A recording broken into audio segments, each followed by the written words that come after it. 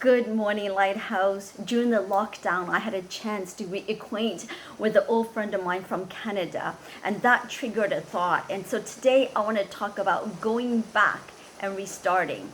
We all know that on our mobile or laptop, there is a button, restart button, that we every so often hit to get the devices working properly. Well, that's what happened with my friend from Canada. Her marriage was at a verge of breakup. In fact, she was on her way to the solicitor to sign the divorce paper. But God miraculously intervened and restored her marriage, and they restarted their marriage. So when I got reconnected with her, the first thing I asked was how her marriage was doing. And I was so glad to hear that it was going so good after 25 years. Well, I was thinking about Prophet Elijah, who called down the fire on Mount Carmel, and fire came miraculously to consume the sacrifice that was drenched in water. And then he seized the prophets of Baal and slaughtered them. Elijah did everything that was right. So he thought, the nations was going to turn back to God, and the wicked Queen Jezebel was going to be overthrown. Instead, Jezebel was so angry with him and threatened to kill him. So Elijah ran from Jezreel to Beersheba to Mount Horeb, which is a over 40 days journey, 40 days and 40 nights. And then he said to the Lord, "Take my life. I've had it. I've had enough." So Elijah ran away from everything. He couldn't cope. He just wanted to end it all.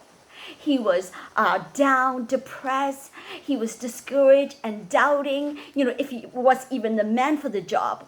Or perhaps he was doubting that the Lord would continue to protect him and use him. Well, perhaps we are in a place like Elijah. We can't cope with our marriage anymore, relationships, kids, job situation, and we just wanted to run away.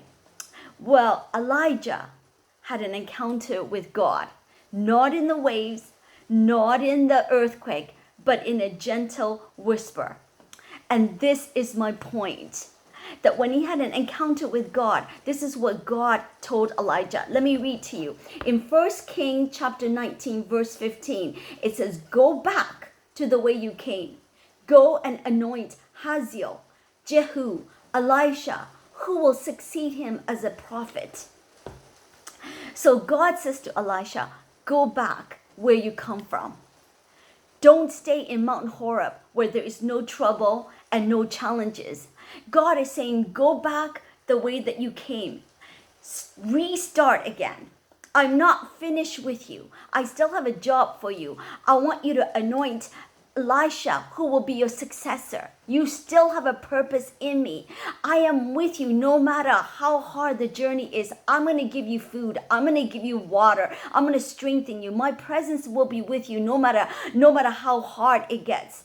But you have to go back and restart again. And maybe today you need to hit that restart button of your life. Maybe you need to restart the marriage that you have given up. Maybe you need to restart the ministry that you left. Maybe you need to restart the relationship with your pal that you parted. And maybe you need to restart your course that you didn't finish. Maybe you need to restart coming back to church or C group or M group or even prayer meeting. God wants us to go back and restart because he's not finished with us. And no matter how hard it gets, God will strengthen us and empower us. Be blessed today, and God bless you.